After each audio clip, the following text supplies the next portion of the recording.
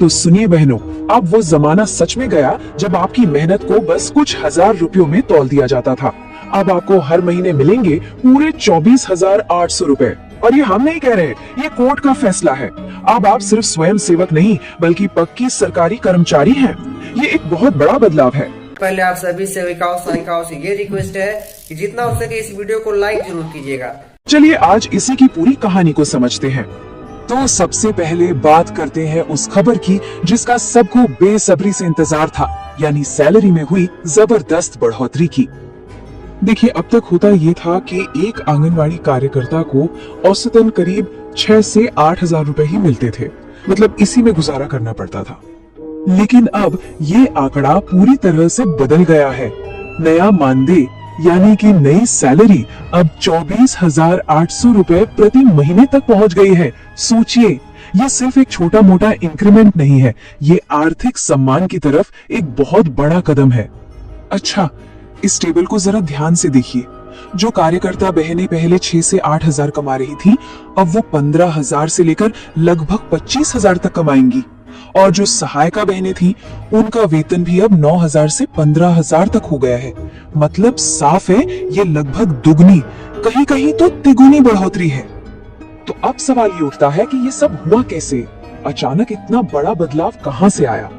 तो भाई, इस बदलाव की नींव रखी गुजरात हाईकोर्ट के एक ऐतिहासिक फैसले ने, जो 20 अक्टूबर 2023 को आया था। यही वो चिंगारी थी जिसने इस बड़े बदलाव को हवा दी। लेकिन जैसा मैंने कहा, ये कहानी सिर्फ पैसों की नहीं है, ये कहानी है सम्मान की, पहचान की। ये जो बदलाव है ना, ये सिर्फ कागजों पर नहीं है। पहले आपको स्वयं सेवक कहा जाता था, जिसे बस एक मानदेय मिलता था। लेकिन अब कोर्ट ने आपको एक सरकारी कर्मचारी का दर्जा दिया है। इसका मतलब है कि अब आपको न्यूनतम वेतन का अधिकार है, आप पेंशन और मेडिकल सुविधाओं की हकदार हैं। ये सोच का एक बहुत बड़ा फर्क है।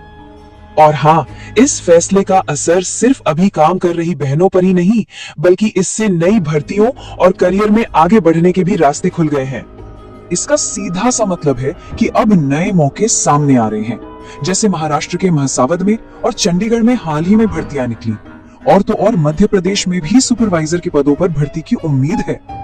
और बात सिर्फ नई नौकरी की नहीं है, अब प्रमोशन का भी एक साफ रास्ता बन रहा है। जैसे उत्तराखंड सरकार ने एक नियम बनाया है कि सुपरवाइजर की 50% सीटें अनुभवी आंगनवाड़ी कार्यकर्ताओं से ही भरी जाएंगी। यानी अब आप मेहनत करके एक अधिकारी बनने का सपना भी पूरा कर सकती हैं। लेकिन हाँ, एक बात का ध्यान रखना बहुत जरूरी है। जहां अच्छे मौके होते हैं, वहां कुछ धोखेबाज भी आ जाते हैं। जैसे मध्य प्रदेश में फर्जी मार्कशीट वाले भर्ती घोटाले सामने आए, तो बस पूरी ईमानदारी से आगे बढ़ना है और ऐसे किसी भी झांसे से बचकर रहना है। चलिए, इन अच्छी खबरों के साथ साथ अब जरा जमीन पर उतर के देखते हैं कि असल में हालात क्या हैं, क्योंकि अभी भी कुछ चुनौतियां बाकी हैं। देखिए, तस्वीर थोड़ी मिली जुली है। एक तरफ कानूनी जीत है, तो दूसरी तरफ पंजाब में सैलरी मिलने में देरी हो रही है। चंडीगढ़ में कुछ सेंटर आज भी सहायिकाओं के घर से ही चल रहे हैं, जहां सुविधाएं अच्छी नहीं है। पश्चिम बंगाल में तो एक सेंटर को बिजली मिलने में 13 साल लग गए। लेकिन इसी बीच बिहार में हमारी पहले आप सभी सेविकाओं सहायिकाओं से ये रिक्वेस्ट है कि जितना हो सके इस वीडियो को लाइक जरूर कीजिएगा।